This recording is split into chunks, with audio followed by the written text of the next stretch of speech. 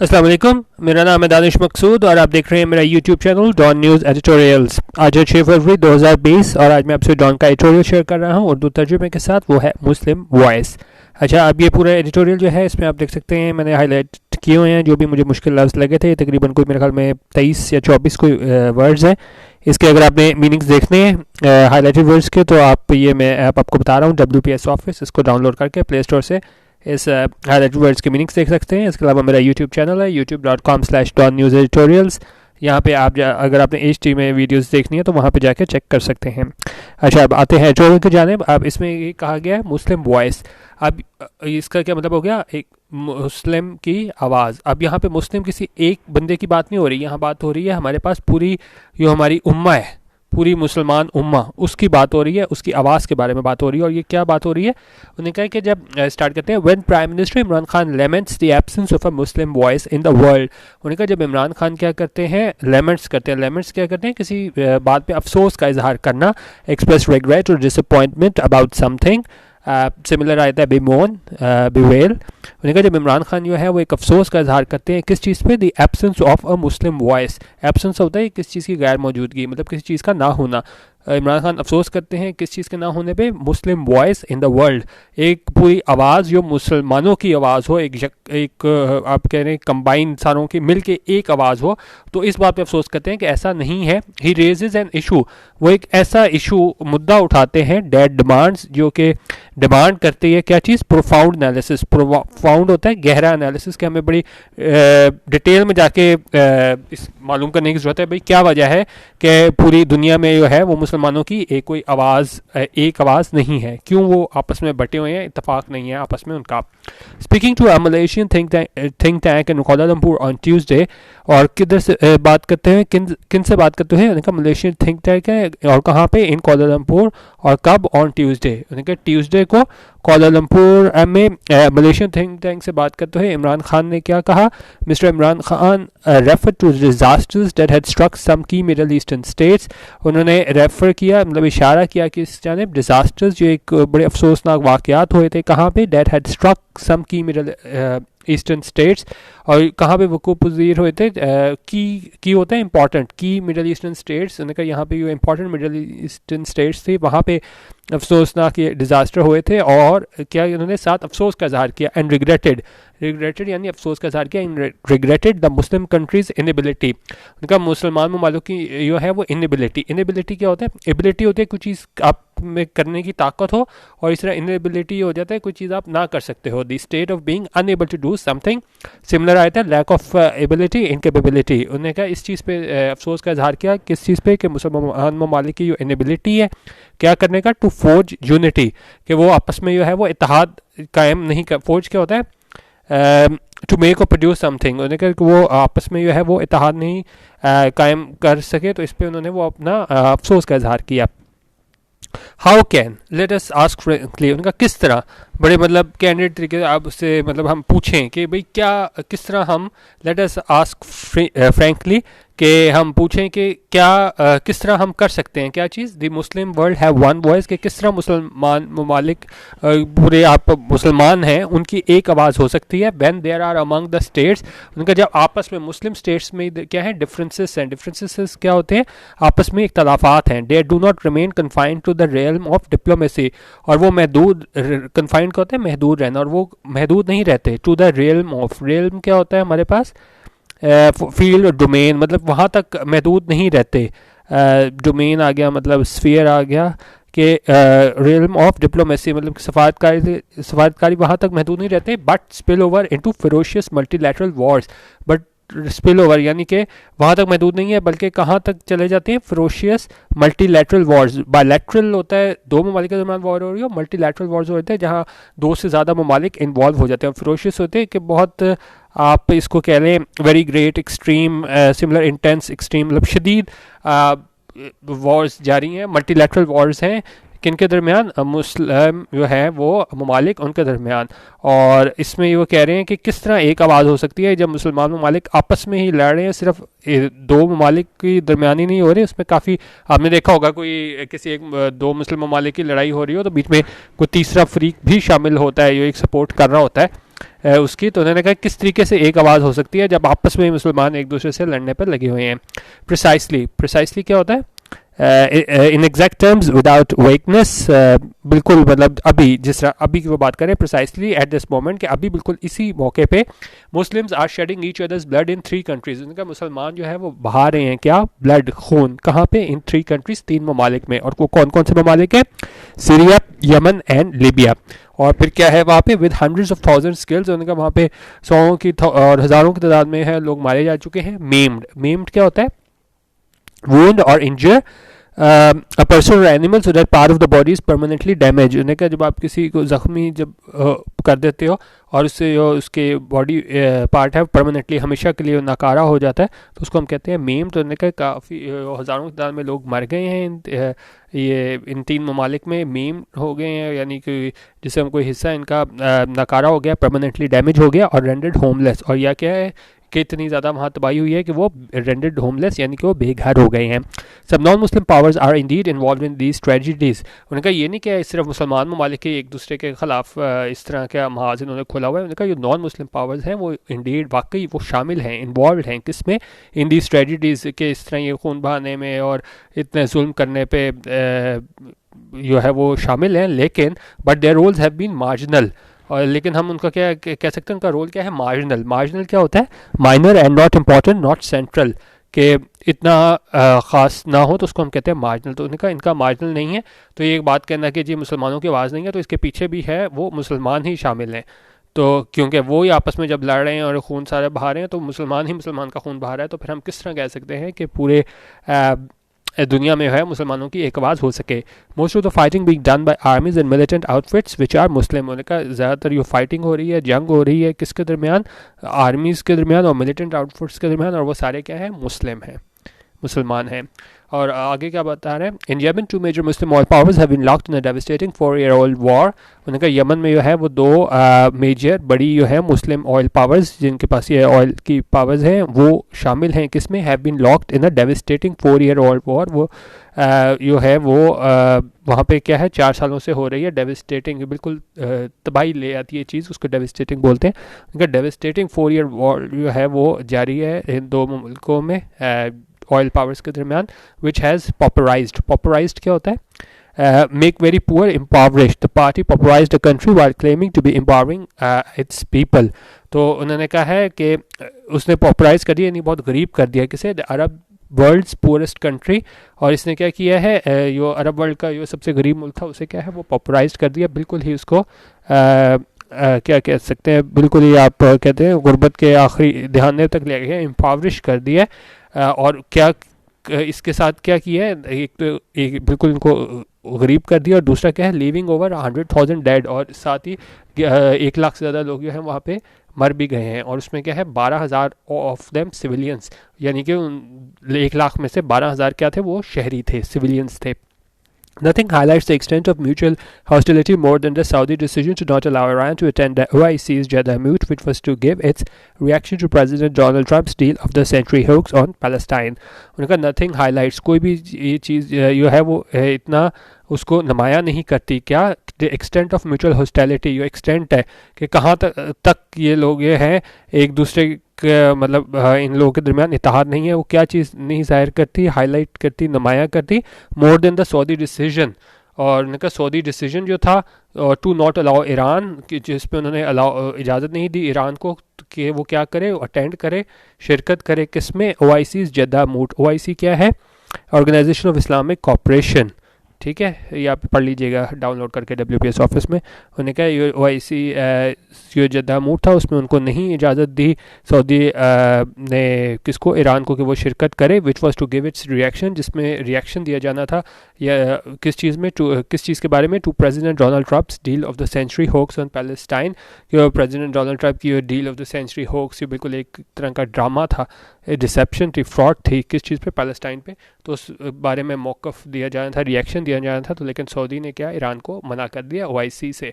उनका आपस में जब ये मुसलमान ममालिक एक दूसरे की टांगें खींच रहे हैं और दूसरे को नहीं मतलब इत्तेफाक नहीं है उनमें, तो राइटर पूछ रहे हैं भाई किस तरह हम कह सकते हैं कि मुस्लिम उम्मा की जो है वो एक आवाज़ हो।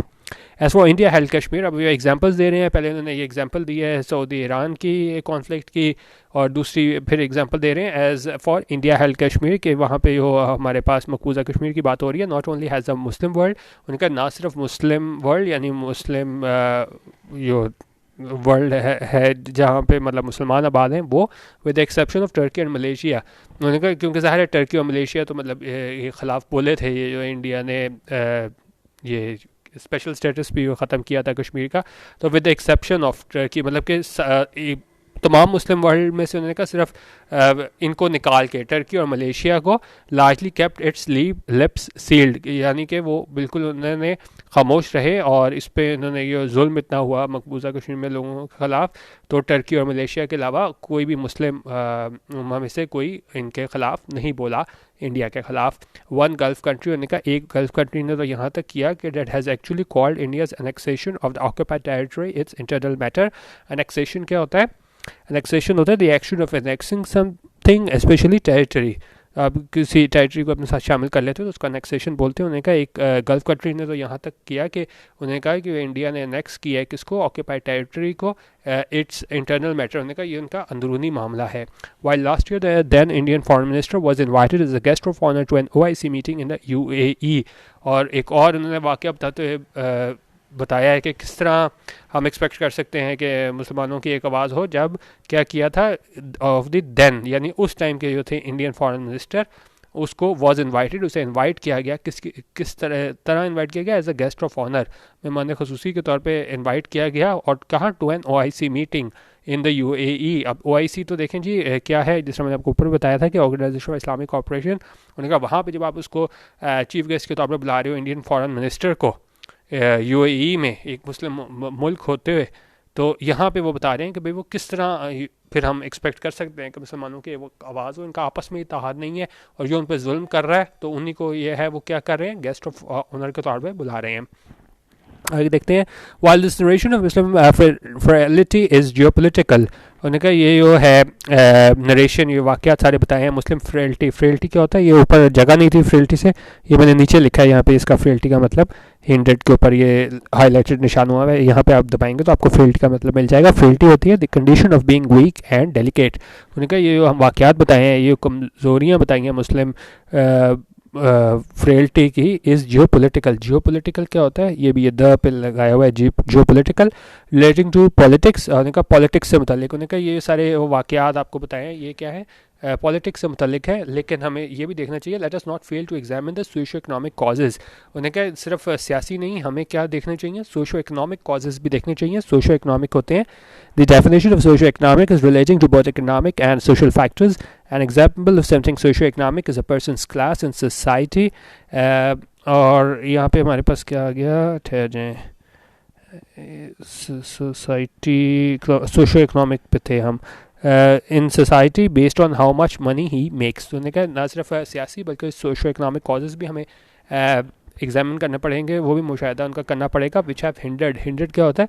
कि किसी चीज़ को रोक देना। उन्होंने कहा which have hindered the emergence, जिन्होंने रोक दी है किस चीज़ को? इमरजेंस होता है किसी चीज़ का सामने आना, of the Muslim world as a powerful force. उन्होंने कहा हमें वो न सिर्फ सियासी लेकिन क्या है? सोशो इकनॉमिक यानी माशरती कॉजेज़ भी देखने पड़ेंगे, जिसकी वजह से रुक गया है क्या चीज़ कि जो मुस्लिम वर्ल्ड है वो पावरफुल फोर्स के तौर पे सामने आ सके in world affairs. Today large sections of Muslim peoples live in pre-industrial milieu when many third world countries have mobilized their national resources to enter the space and digital age। उन्होंने कहा अभी भी बड़ी तादाद में मुस्लिम लोग हैं, मुसलमान लोग हैं, वो क्या रह रहे हैं? Live in a pre industrial क्या होता है? यहाँ पढ़ लीजिएगा। Pre industrial society refers to social attributes and forms of political and cultural organisation that were prevalent before the advent of the industrial revolution. तो उन्होंने कहा बिल्कुल ही आप कह लें जब बिल्कुल ही कोई वो नहीं थी, टेक्नोलॉजी नहीं थी, प्री इंडस्ट्रियल एरा था। उन्होंने कहा अभी तक जो मुस्लिम ममालिक के काफ़ी लोग हैं वो उस एरा में रह रहे हैं। और क्या है, जबकि एक तरफ ये बात करें कि मुसलमान ममालिक वो प्री इंडस्ट्रियल एरा में तकरीबन रह रहे हैं, और साथ ही उसको कंपेयर किया even many third world countries. उन्होंने कहा वहाँ उस टाइम पे जब थर्ड वर्ल्ड कंट्रीज़ जो हैं have mobilised there national resources, उन्होंने जो भी उनके पास रिसोर्सेज थी उसको मोबिलाइज करके क्या कर लिया, वो स्पेस में जा रहे हैं, खला में जा रहे हैं, डिजिटल एज बिल्कुल अपनी उसमें हर चीज़ उनकी डिजिटाइज हो गई है। तो उन्होंने क्या वहाँ पे कंपैरिजन किया है कि एक तरफ मुसलमान ममालिक हैं वो प्री इंडस्ट्रियल एरा में रह रहे हैं, मेजॉरिटी की बात हो रही है, और दूसरी तरफ थर्ड वर्ल्ड कंट्रीज़ जो हैं उन्होंने अपने आप को मोबिलाइज करके जो है वो स्पेस में जा रहे हैं और डिजिटल एज में दाखिल हो चुके हैं। और कह रहे हैं for Muslim science and technology basically means importing, और यहाँ पे एक बड़ा गहरा तंज करते हुए इन्होंने कहा है for Muslims, science and technology basically means importing mobile telephones and flying jetliners built in the West। उन्होंने कहा मुसलमानों के लिए तो साइंस एंड टेक्नोलॉजी यही है कि आप इंपोर्ट कर लो बाहर से, जो है वो मंगवा लो, क्या चीज़, mobile telephones and flying jetliners built in the West, और साथ आप क्या इंपोर्ट कर लो, फ्लाइंग जेटलाइनर्स जो कि बिल्ट कहाँ ये बनाए गए हों, कहाँ, वेस्ट में। तो उन्होंने कहा मुसलमानों के लिए तो जो है वो साइंस एंड टेक्नोलॉजी यही है, ये नहीं खुद कुछ नहीं करते, बस बाहर से हर चीज़ जो है वो मंगवा लो। Muslims have made little effort to take the society forward in education and science. उन्होंने कहा मुसलमानों ने बड़ी कम कोशिश की है क्या करने की, कि वो अपनी सोसाइटी को आगे लेके जाएँ, किस फील्ड में, एजुकेशन की, तालीम की एंड साइंस इन फील्ड में आगे लेके जाएँ, despite the huge financial resources that some Muslim countries command.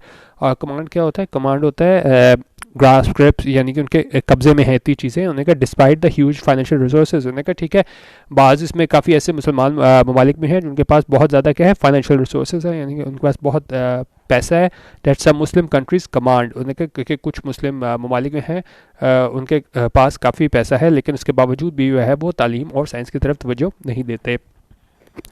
While very few Muslims have won the Nobel Prize, और साथ एक दूसरी बात इन्होंने स्टार्ट की है कि बहुत कम मुसलमान हैं जिन्होंने नोबेल प्राइज़ जीता है, और साथ ही कह रहे हैं the talented Jewish community has produced nearly 200 Nobel laureates, कि अगर आप ज्यूइश कम्युनिटी की बात करें तो उसने को प्रोड्यूस किए हैं कितने, ऐसे 200 लोग जिनको नोबेल प्राइज़ मिला है।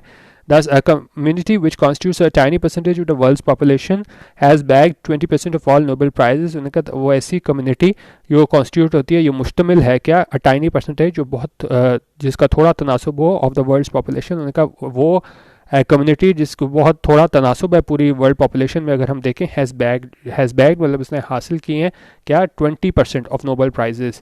तो उन्होंने कहा 20% जो है इस कम्युनिटी ने हासिल किया Nobel prices.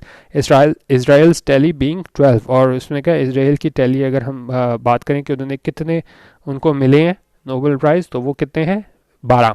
If you want a voice, उन्होंने कहा अगर हमें आवाज़ चाहिए, मतलब ये लोग हमारी बात सुने, एक हमारी एक आवाज़ हो, देन ऑल मुस्लिम कंट्रीज़।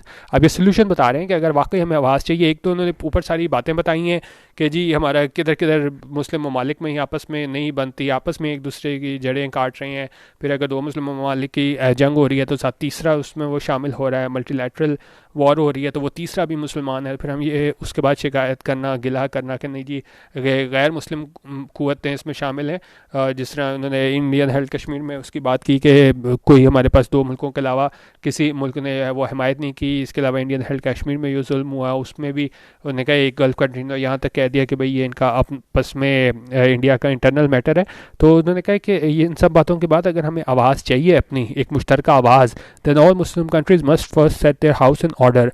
अब ये set their house in order क्या होता है कि अपने जो आपके मसले हैं उनको पहले सॉल्व करना। जिस तरह मैं पढ़ दूँ, in order to put your house in order, if someone gets their house in order, puts their house in order और sets their house in order, they arrange their affairs and solve their problems. जब अपने मसले हल करते हैं तो हम कहते हैं कि set their house in order. उन्होंने कहा अगर हम पूरी मुस्लिम उम्मा को एक अपनी आवाज़ चाहिए तो तमाम मुस्लिम ममालिक को क्या चाहिए कि वो सबसे पहले अपना घर ठीक करें, यानी अपने जो मसाइल हैं उनको ठीक करें, कॉम्बैट पावर्टी का मुकाबला करें, गुरबत का मुकाबला करें, एंड बिगेट्री क्या होता है हमारे पास, intolerance towards those hold different opinions from one self. उन्होंने कहा आप इंटॉलरेंस उनकी तरफ जो आपकी इसी बातों से जो मुतफिक ना हो, तो उन्होंने कहा इसको भी हमें कॉम्बैट करने की ज़रूरत है, हमें बर्दाश्त का मादा लाना पड़ेगा और हर एक की बात सुननी पड़ेगी।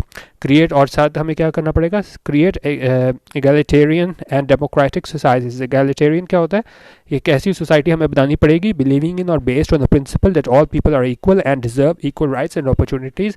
और हमें एक ऐसी सोसाइटी बनानी पड़ेगी ये बिलीव करती हो कि तमाम इस प्रिंसिपल पे, इस कानून पे यकीन करती हो कि तमाम लोग जो हैं वो इक्वल हैं और डिज़र्व करते हैं क्या चीज़, इक्वल राइट्स एंड अपॉर्चुनिटीज़, ऐसी हमें सोसाइटी बनानी पड़ेगी एंड डेमोक्रेटिक सोसाइटीज़, एंड और क्या हमें बनानी पड़ेगी, जमहूरी